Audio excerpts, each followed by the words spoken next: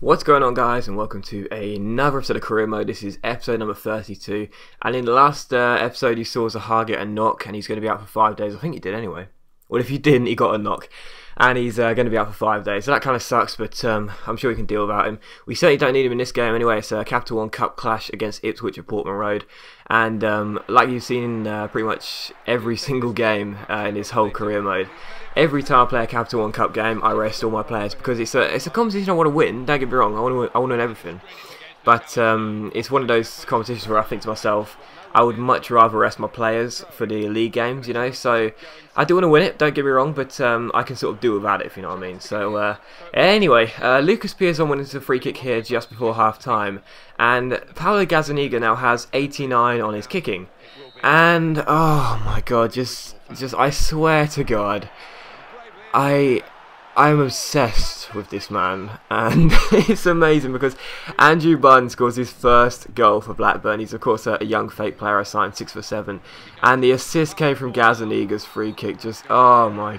god, seriously, 89 kicking. He can do anything, you know. I could put him up front and he'd score a hat trick. He's incredible, but he was at fault for this goal, really. A hesitant sort of collision with Tommy Smith. He came for the ball, didn't get anywhere near it, and that was his fault. I don't deny that, but yeah, a goalkeeper assist, man. I just love goalkeeper assists. You saw it in the last Career Mode. Gazzaniga got one from the halfway line against West Brom, and oh, he's just amazing. I mean, incredible. But yeah, Lucas Piazon scores here, a lovely finish after the ball was cut across the face of goal. So we were back in front 2-1, and to be honest, from that moment on, Ipswich were pressing, and it wasn't a real surprise, you know, because our weak back four weren't really doing the business. Florin Gardo underscores and playing very well. I had Nathan Redmond at right back, you know, just sort of trying to get some cover at the back four. Gazzaniga makes a great save there.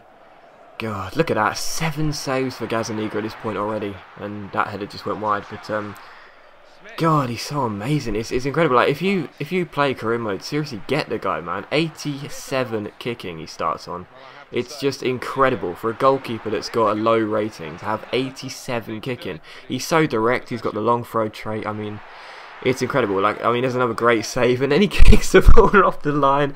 I just remembered that. Oh God, just never leave my sight, Paolo. Seriously, if I ever leave Blackburn, he is coming with me to every single team I go to. If I go to Real Madrid, Barcelona, United, Arsenal, Chelsea, City, he's coming with me. He's just incredible. But here's Christopherson's shot, well saved by the goalkeeper, and Piazon's header just goes wide. But like I said, man, he was just incredible. I've got him in Ultimate Team as well, my bronze team. He's incredible in that as well. He was a free volley that went wide. That really should have been 2-2 at that stage. But like I said, Ipswich were pressing for that equaliser. But to be honest, even with our backup team out, we did have a bit more quality, and Ipswich really couldn't hold on and try and grab themselves an equaliser. They did have a corner in injury time. Scott Loach came up for this. Everyone was up. Gazzaniga comes, gets a great punch on the ball, and then gets back in his goal to make a good save. And of course, like I said before, 89 kicking he's on now. Just hoofs the ball up the field. Look at the distance he gets on that, man. Slew robs Hewitt at the ball. I should have shot here, really. I think I would have managed to get the ball in from a tight angle, but I tried to fake shot inside, and I just completely cocked up and lost the ball. Jordan Slew. But the game finished 2-1. I owe it all to Gazzaniga. Some great saves, and of course a goalkeeper assist as well. Oh, he's just so amazing. And 2-1 the final score, and through to the next round of Capital One Cup, which I believe is the quarterfinals. It may be the round of 16. I'm not entirely sure. But we've got a training injury after this. Nathan Redmond out for a day, so he'll be perfectly fine for the weekend. Although hopefully by that point, Wilfred Zaha will be back in the side. But here's a youth squad update, and I decided to go ahead and sign a couple of these players. The reason being is just because, as you guys have probably noticed in this series, I've got a pretty small squad, and obviously we're not in a transfer window at the moment, so I'm just trying to find some players I could just have sitting in my reserve squad. But Luke Gale and Cameron Drury, who are both defensive midfielders, and I'm sure they'll do the job. You know, Linganzi is linked to a move away in January, so you know they can come in and sit in the defensive midfield reserve slot if they want, just to get some cover in the team, really, just in case we do sell a few more central midfielders in January. But the following game is away at St James's Park to take on Newcastle United, and this game really was filled with goalkeeper mistakes, and it was all my fault, really. I don't know what it is, really, but I hold down triangle way too often. I always try and call the goalkeeper out when a player is advancing on a one-on-one situation, and even when the ball's sort of running down the wing on a tight angle, I always try and call the goalkeeper out and try and beat the player there.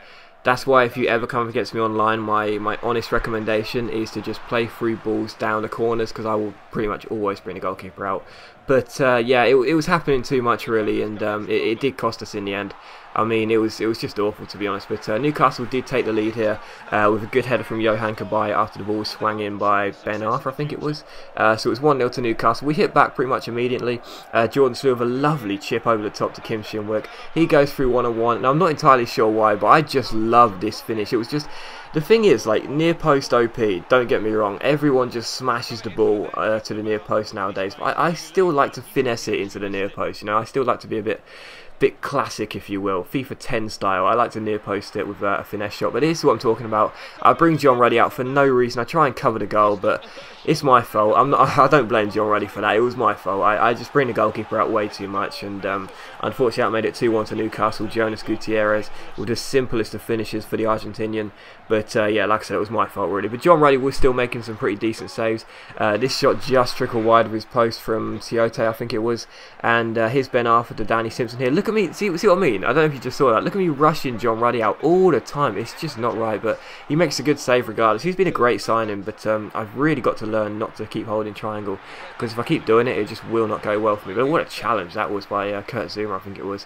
And we got on the pitch here on the counter-attack on injury time. Wilfried Zaha down the right-hand side, loves Zaha, goes down the right-hand side, eventually keeps going and swings the ball into the box, and Jordan Slew just agonisingly close, just couldn't get his head on it, and it was headed over the bar for a corner, which Townsend swings in. Kim Shin-wook goes for the header, it's cleared away, it comes to Henriksen, he finds Sorensen, who finds Wilfried Zaha down the left hand side, lovely piece of dribbling, fake shot gets around his man, but his shot is well saved by the goalkeeper, Rui Patricio, I think it was, in goal for Newcastle in this game. Townsend picks up the ball down the left hand side. We were really pressing in injury time in the first half to try and find an equaliser. Townsend plays well, plays in Wilfried Zaha, but again he just can't find the back of the net. He hits the post this time, the ball goes away for a Newcastle clearance, whatever.